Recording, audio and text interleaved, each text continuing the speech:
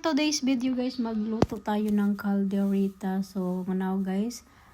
So, ato nang slice na natin yung carrots at saka yung potato at saka yung carne. Hello, shout out to my one and only Derpil. Shout out there and take care always my love. So, ayan guys, yung gulay natin lulutuin. Mayroon tayong chop soy din at saka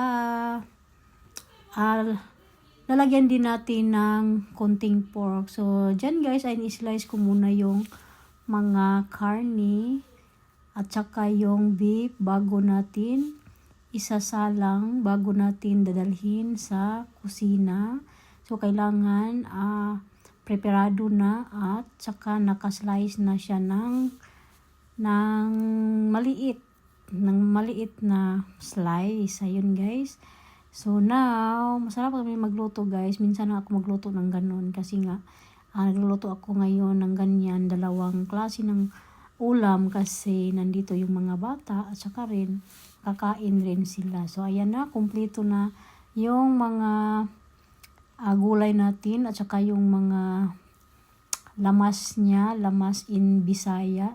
So now ready na tayo to cook. So ngayon guys ay simulan natin yung pagluluto.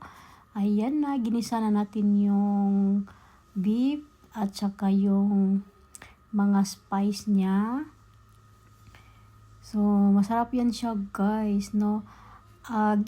Niluto ko yan muna sa pressure cooker bago ko yan, no. Kailangan siya maging medyo lumambot yung karne. So, kailangan idadaan ko lang muna sa pressure cooker para hindi tayo mahirapan, no? Para hindi matigas yung karne. At syempre, para din, para tipid din ng gas. So, ngayon guys, maglagay na ako ng pampalapot. So, ayan, lagyan ko na ng konting pampalapot. At saka nilagyan ko na rin yan ng kanyang seasoning. No, mayroon siyang powder na seasoning na caldereta.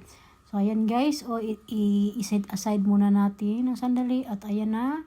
Ready to serve na yung beef caldereta natin. So, ngayon guys ay tinikman na ni Munay. So, tinikman niya kung ano bang masarap ba o hindi. O sabi niya, okay daw. So, yan lang. Thank you for watching.